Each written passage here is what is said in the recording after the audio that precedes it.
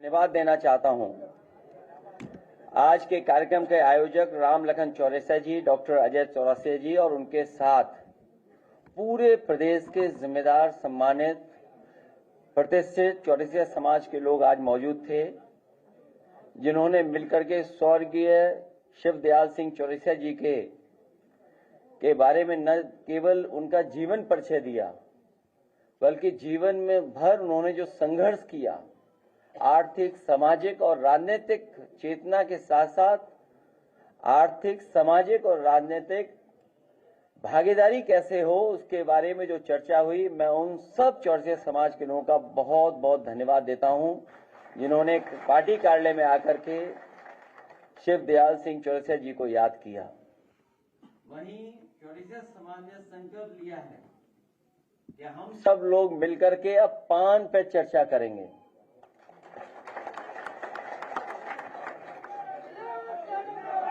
पान पे चर्चा होगी और उनके जो आर्थिक या कारोबार या रोजगार से जुड़ी हुई जो बातें हैं, खेती के बराबर खेती का हक मिले उन्हें, पान को लेकर के जो सुविधाएं मिलनी चाहिए, उसके कारोबार के लिए, स्थान के लिए, जगह से लेकर के और कुछ उपलब्ध कराना हो, उन तमाम चीजों पर चर्चा हुई और हमने भरोसा दिलाया है कि आने वाले समय में इनके समाज की सभी समस्याओं का समाधान करने का काम हम समाजवादी लोग मिलकर करेंगे। वहीं शिवदयाल सिंह चौरसिया जी के नाम पर उन्होंने कहीं न कहीं उनकी याद में कोई स्मारक, कोई न कोई सम्मान का स्थान हो। मैंने उन्हें भरोसा दिलाया है कि यही रिवर फ्रंट जो सबसे अच्छा देश का रिवर फ्रंट बनेगा, इसी जगह पर हम शिवदयाल सिंह चौरसिया जी का सम्मान करने का काम करेंगे। इसी स्थान पे कोई न कोई स्मारक उनका बना करके हम लोग उनको सम्मान देने का काम करेंगे। आज होली का त्योहार है। मैं आपको और आपके माध्यम से पूरे प्रदेश और देशवासियों को होली के त्योहार की बहुत बहुत शुभकामनाएं और बधाई देना चाहता हूं। ये जहां त्योहार रंगों का है, वहीं हम सब मिलकर के एक दूसरे के साथ बैठ करके रंगों का त्योहार मनाते हैं, जो खुशियां लेकर के आता है। गुजियों का त्योहार भी है। हम एक दूसरे का मुंह मीठा कर करके इस त्योहार को मनाते हैं। हमें उम्मीद है कि जो हमारी देश की पहचान रही है, गंगा जमुनी तहजीब, हमारे भाईचारा, एक दूसरे के साथ प्यार मोहब्बत के साथ हम लोगों ने हर त्योहार मनाया है। हर समाज के लोग एक दूसरे के त्योहार पर एक दूसरे को बधाई देते हैं। हम त्योहारों से जुड़े हुए हैं। हमारे त्योहार के समय पर जो कारोबार होता है, उससे भी हम एक दूसरे से जुड़े हुए हैं। इस त्योहार की बहुत बहुत बधाई और शुभकामनाएं आपके माध्यम से मैं देना चाहता हूं। वहीं हमारे मुख्यमंत्री जी 30 मार्खा हैं। 30 मार्खा में इसलिए कह रहा हूं कि उन्हें 30 से बड़ा प्रेम है। मरे कितने? 30। कारोबार कितना हुआ? 30 करोड़। पूरे प्रदेश को कितना होगा? 30 गुणा 10,000 करोड़। तो ये जो 30 मार्खा वाला हिसाब किताब है, ये हमारे मुख्यमंत्री जी के अलावा और कोई नहीं दे सकता था। इसलिए आज चौरसिया समाज को मैं बधाई देता हूं, धन्यवाद देता हूं कि उन्होंने संकल्प लिया है कि पान पर चर्चा कर करके भारतीय जनता पार्टी का सफाया करेंगे।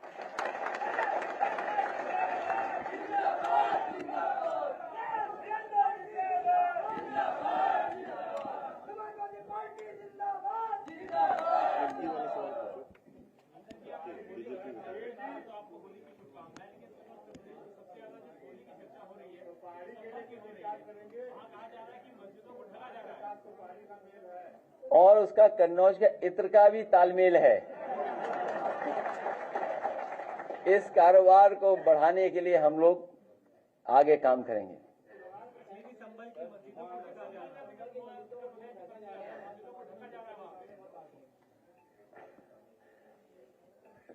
3 तिगड़ा काम बिगाड़ा।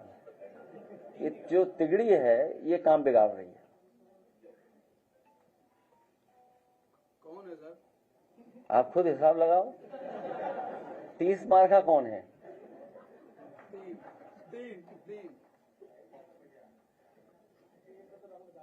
सुप्रीम कोर्ट ने जो है राज्य सरकार को दफाड़ लगाई है और कहा है कि डॉक्टर अली पासी जो इलाहाबाद यूनिवर्सिटी के प्रोफेसर थे उर्दू के प्रयागराज में, उनका मकान ढहा दिया गया बुलडोजर से, और उन्होंने कहा कि बुलडोजर से जो मकान गिराए जा रहे हैं क्यों ना हम इनसे आपसे पैसे से मकान को बनवाया जाए। ये टिप्पणी की सुप्रीम कोर्ट ने।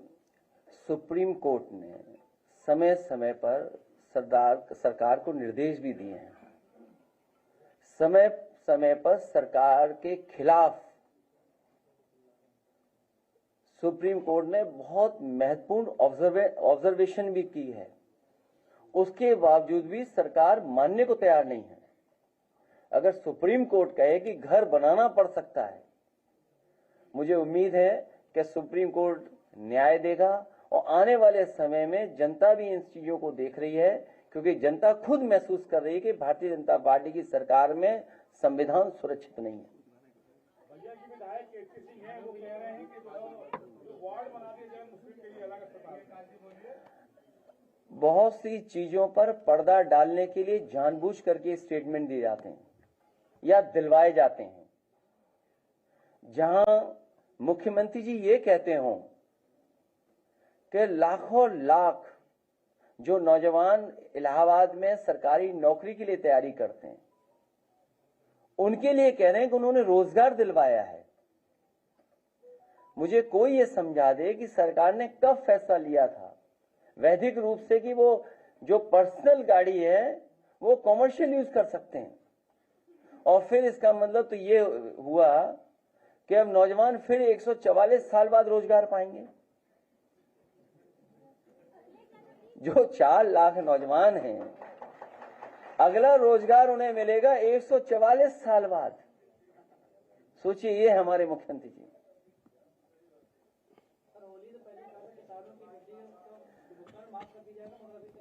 भारतीय जनता पार्टी से अच्छा झूठ, भारतीय जनता पार्टी से अच्छा झूठ का प्रचार, भारतीय जनता पार्टी से अच्छा झूठ पे बिल्कुल टिके रहना, ये कोई कर नहीं सकता। और समय समय पर कुछ साथी उनका सहयोग भी करते हैं उस झूठ को आगे बढ़ाने के लिए।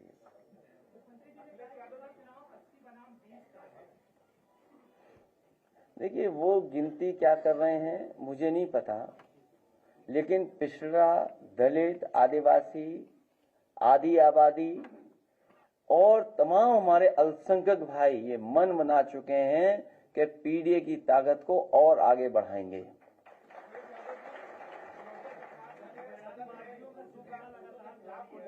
और नीतीश कुमार 70 दिन की ट्रेनिंग में जो है उर्दू सिखाएंगे। भाजपा के जो सहयोगी नीतीश कुमार, हमें और आपको यही नहीं पता लगता है कब हम उर्दू बोल रहे हैं, कब हिंदी बोल रहे हैं। तो फिर उनसे क्या उम्मीद करते हो आप? सोचिए, आप उर्दू का विरोध भी उर्दू में कर रहे थे वो, और अगर उनका भाषण पूरा निकालोगे तो आप में से बहुत सारे जागरूक समझदार लोग हैं, खुद बता दोगे उर्दू शब्द कितने इस्तेमाल किए हैं। ये बात समझनी चाहिए कि उर्दू भारतीय भाषा है, यहीं पर जन्मी।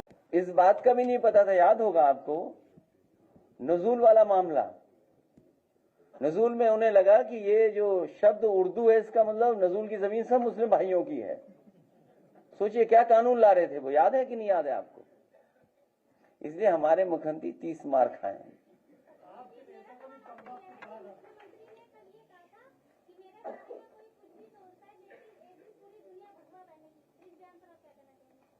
आप तो लाल रंग पहने, अब आप ही लाल रंग पहने घूम रहे, तो हम क्या करें अब इसके लिए? अब आप मुख्यमंत्री जी के सामने मत जाना।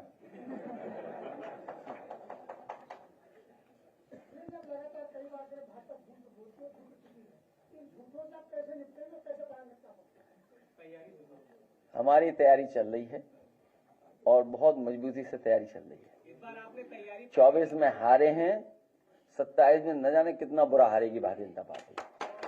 और यहाँ बैठे हुए लोग भी हराने की तैयारी में हैं, यहाँ बैठे हुए लोग भी, मतलब वो तो हैं ही हैं, यहाँ वाले लोग भी हैं, आगे वाले सर, नहीं सब ये 3-4 रो में जो बैठे हैं।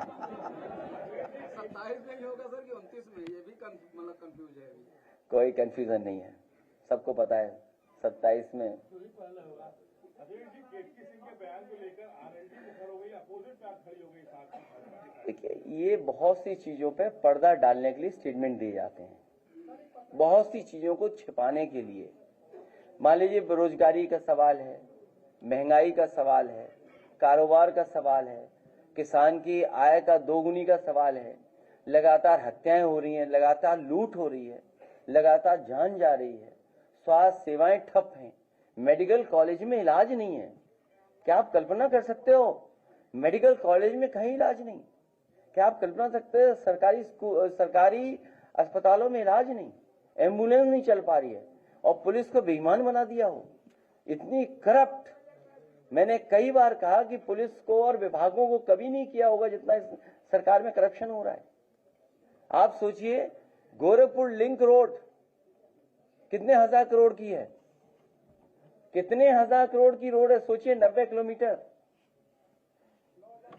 7,000 करोड़ की सड़क बन रही है। बताइए आप, 7,000 करोड़। सुनने में आ रहा है कि 210 करोड़ पेड़ लगा दिए उत्तर प्रदेश में। भाई 7,000 करोड़ की सड़क पर किलोमीटर क्या हुई? और आपके कानपुर वाली 60 किलोमीटर की भी नहीं है, बहुत कम है, वो पर किलोमीटर कितने की हुई सड़क? तो करप्शन कोई करे तो बीजेपी जैसा करे करप्शन। ये करप्शन का कोई मानक होगा क्या? अभी तो बहुत सी चीजें जो अभी नहीं आई हैं सामने। तो सबसे करप्ट पार्टी, किसान की आय दोगुनी नहीं, नौकरी रोजगार नहीं, महंगाई पे कोई नियंत्रण नहीं, निवेश कुछ हुआ नहीं, दुनिया में निवेश आपके देश में करना नहीं कोई चाहता। और शेयर तो इसलिए डूब गए क्योंकि विदेश के लोग या जो कारोबार करना चाहते थे लोग, वो अपना पैसा बाहर निकाल लें, क्योंकि वो देख रहे हैं कि भारत की इकोनॉमी अर्थव्यवस्था वो बेहतर नहीं हो रही है, मुनाफा नहीं हो रहा है। तो जब मुनाफा नहीं होगा तो क्या आप सोचते हैं? और आपका बाजार बिकने जा रहा है, पूरा बाजार किसी के हवाले कर दिया। अभी सुन रहे होंगे आप भी, एमओयू पहले इनसे फिर इनसे एमओयू, आपका पूरा बाजार, पूरा कस्टमर जा रहा है आपके हाथ से। आपके देश को वो कस्टमर देख रहे हैं, आपको बाजार की निगाह से देख रहे हैं। और ये जानबूझ करके, ये इनकी बीजेपी के लोगों की यूएसपी है कि किस तरीके से झूठा प्रचार किया जाता है। पूरी टीम लग जाती है उसी प्रचार करने में। वोटर लिस्ट को लेकर लोकसभा में बहस चल रही है। आपने भी 2022 के चुनाव में बहुत शिकायतें उसमें की थी कि लिस्ट में गड़बड़ियां की गई हैं, कैसे सुधारेंगे? न केवल वोटर लिस्ट में सुधार होना चाहिए, बल्कि सुधार इस बात का भी होना चाहिए कि जो वोटर है वो वोट डाल ले। बीजेपी ने तो नई स्ट्रेटेजी बनाई कि वोट ही न डालने दो किसी को। जब वोट ही नहीं पड़ेगा तो गिना क्या जाएगा? इसीलिए हमने अपने चौरसिया समाज के लोगों से आज कहा, हमारे पार्टी के नेताओं ने भी कहा कि सबसे पहले अपना वोट बनाएं। जो 18 साल से ऊपर हो गए वो वोट बनाना शुरू करें, अपनी वोटर लिस्ट को बेहतर करें। गेहूं की एमएसपी में बढ़ोतरी हुई है कुल 150 रुपए, हालांकि लागत ज्यादा है। और दूसरा सवाल ये, जेपी एनआईसी को एक प्राइवेट कंपनी को दे करके उसको फिर से रिनोवेट और चालू करने की बात की चल रही है। देखिए, किसान बाजार बेच दिया, प्लस ये मॉल बेच दिया जो सबसे देश का सुंदर मॉल है, और भी चीजें बेच दी। जेपी एनआईसी भी बेच दो, कम से कम चल तो लगेगा। हमें कोई आपत्ति नहीं इस पर। मैं आपसे कह रहा हूं, कोई भी सच्चाई दिखाएगा तो उसके खिलाफ कार्रवाई सरकार करेगी, नहीं करेगी तो कोई और दूसरी कार्रवाई करवा दें किसी से। क्या ये जो हत्या हुई है, सुनने में आया है, मैं नहीं था यहाँ पर, लेकिन अखबारों में और मैंने अपने सोशल मीडिया के माध्यम से जानकारी दी और उस बात को रखा। सुनने में आ रहा है कि करप्शन को उसने खुलासा कर दिया था और इसीलिए उसकी हत्या हो गई। सोचो, अखबार मालिक अपने अखबार के पत्रकार की जान नहीं बचा पा रहा है। अखबार मालिक अपने सच्चे पत्रकार या पत्रकार की जान नहीं बचा रहा, तो क्या उम्मीद करोगे सरकार से आप?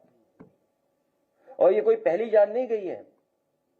अभी अखबारों में पढ़ रहा हूं, अगर अखबारों की ही बात मैं मान लूं तो जो अधिकारी आत्महत्या किया गाजियाबाद में, उस पर दबाव था गलत काम कराने का। इस सरकार में कुछ भी हो सकता है, किसी की भी जान ली जा सकती है उनके पास कुछ तरीके सरकार के पास। इसलिए जनता इस बार भारतीय जनता पार्टी को हटा देगी।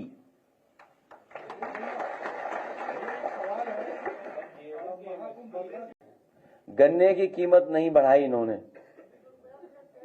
गन्ने की कीमत नहीं बढ़ाई। गन्ना किसान आंदोलन करने लगा।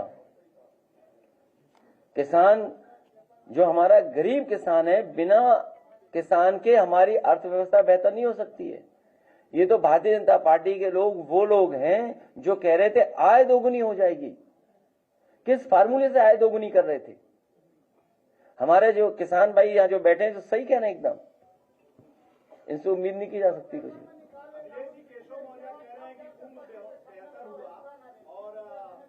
कोई गन्ने का रेट नहीं बढ़ाया इन्होंने, और पर्ची में भी हेराफेरी कर रहे हैं।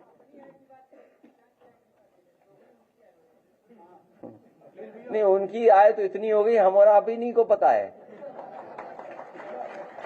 ये दूसरों को बदनाम करने लगते हैं इनके माध्यम से, जो हमारे सामने लगे हुए कैमरे हैं।